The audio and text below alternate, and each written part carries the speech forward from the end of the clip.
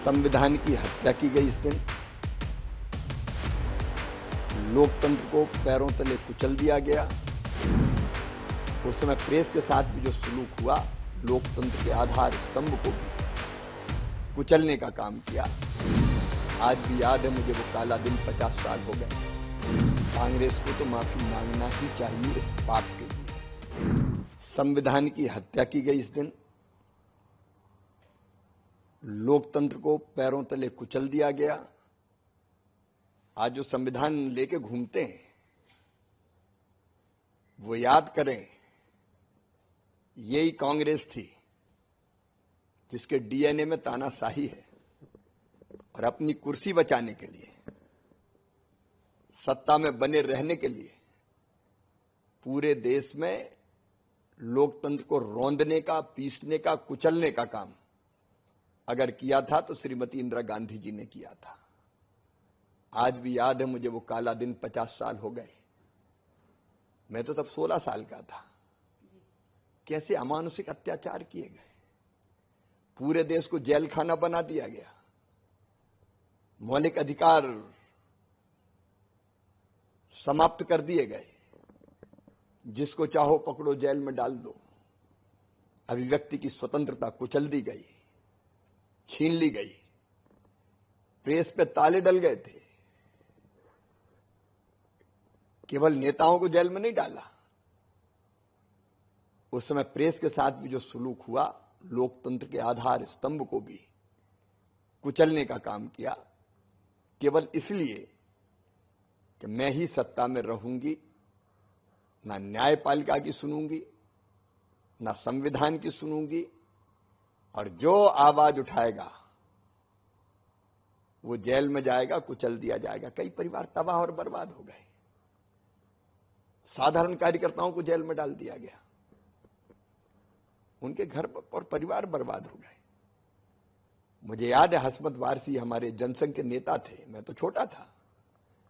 Bhopal central jail में मैं भी बंद था। वो बीमार हुए, हम लोग गिड़गिड़ाते रहे, पेट में उनके भयानक दर्द था। 3-4 दिन वो तड़पते रहे, उनको इलाज की सुविधा नहीं मिली, और बाद में जब एकदम उनकी बीमारी ऐसी बढ़ी कि अब लगा के बचेंगे ही नहीं, तब ले जाया गया तो जाते जाते अस्पताल में उन्होंने दम तोड़ दिया। युवा नेता थे, करंट लगाए गए लोगों को, बर्फ की सिल्ली पर लिटाया गया, हाथ पैर तोड़े गए। अब मेरे जैसे लोग, हम तो अपने स्कूल के प्रेसिडेंट थे, लगा के महंगाई, बेरोजगारी, भ्रष्टाचार और गलत शिक्षा पद्धति, इसके खिलाफ आंदोलन की जरूरत है, तो जेपी मूवमेंट में शामिल हो गए। लेकिन डिफेंस ऑफ इंडिया रूल में हम बंद थे। हथकड़ी लगा के मारते हुए ले जाया गया और थाने में घुटनों पे डंडे और कोहनियों पे डंडे बरसाए गए। बताओ, ये पैम्फलेट जो साइकिल स्टाइल बांटते थे कहां से आए? कि ये दिन भूलने लायक है? देश कभी ना भूले कि वो दिन स्वतंत्र भारत के लोकतंत्र के इतिहास का सबसे काला दिन है, संविधान हत्या दिवस। और ये संकल्प ले देश कि ऐसा फिर कभी दोबारा नहीं होगा। जी सर, अगर बात करें, मतलब उस टाइम पे आपका थॉट प्रोसेस था और क्या आपके माइंड में आया कि उनको सेनानी का नाम दिया गया? जिन लोगों ने लोकतंत्र की हत्या के खिलाफ आवाज उठाई, जिन्होंने लोकतंत्र बहाली के लिए आंदोलन चलाया, जो संविधान की रक्षा के लिए जेलों में गए, मैं मानता हूं कि आजादी की तीसरी लड़ाई थी। प्रथम स्वतंत्रता संग्राम, फिर दूसरा स्वतंत्रता संग्राम, और ये तीसरा ही था जब पूरे देश में आपातकाल लगा के दमन चक्र चलाया गया। तो उन्होंने बहुत कुर्बानी दी। मैं बताया, कई के छोटे मोटे कारोबार करते थे, व्यापार ठप हो गया, बीमार हो गए। अब मेरी दादी मां, मैं जेल में था तो जेल में गया तो बीमार हो गई, लड़का जेल चला गया और बाद में उनकी मृत्यु हो गई। कई ऐसे नेता थे जिनके परिवार में मृत्यु हो गई, उनको अंतिम दर्शन के लिए नहीं जाने दिया। तो जिनने लोकतंत्र की रक्षा के लिए आवाज उठाई उनको लोकतंत्र सेनानी कहना ही चाहिए, उनका सम्मान करना चाहिए। इसलिए मुख्यमंत्री रहते हुए मध्य प्रदेश में हमने किया था। मैं तो 11वीं में पढ़ता था। ये बात सही है कि मैंने आपातकाल के खिलाफ आवाज उठाई थी। जेपी के आंदोलन में उस समय मैं शामिल हुआ था प्रेसिडेंट के नाते, और विद्यार्थी परिषद का तब तक कार्यकर्ता भी बन गया था। मैं बेगमगंज जेल भी जाता था, जहां हमारे कई लोग बंद थे भोपाल के पास।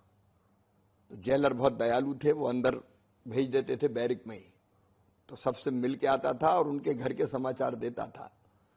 और बाहर भी हम साइकिल स्टाइल पर्चा घरों में पहुंचाने का काम करते थे।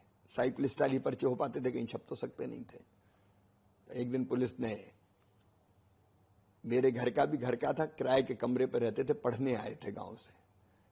तो दरवाजा खटखटाया और जब दरवाजा खुला तो सामने पुलिस खड़ी थी, नीचे भी पुलिस घेरे हुए खड़ी थी, जैसे किसी आतंकवादी को दबोचने पहुंचे हो।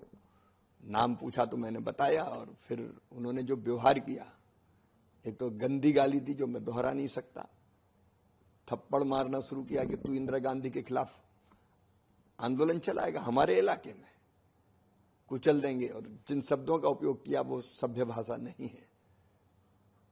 तलाशी ली तो मेरे यहां से साइकिल स्टाइल पर्चे से लेके चिट्ठियां तक सब बरामद हुई। तो मारते हुए वहां से मुझे हबीबगंज थाने ले गए। हबीबगंज थाने ले जाके हथकड़ियां डाल दी और फिर पूछा कि बताइए पर्चे कहां से मिलते थे। जब मैंने नहीं बताया, क्योंकि एक नाथूराम सोनी थे जिनकी छोटी सी लकड़ी के फट्टे वाली होटल थी, लेकिन वो जनसंघ के बहुत समर्पित कार्यकर्ता थे, वहां से मिलते थे। तो मैंने निश्चय किया कि बताना नहीं तो उनको भी पकड़ेंगे, उनका परिवार बर्बाद हो जाएगा।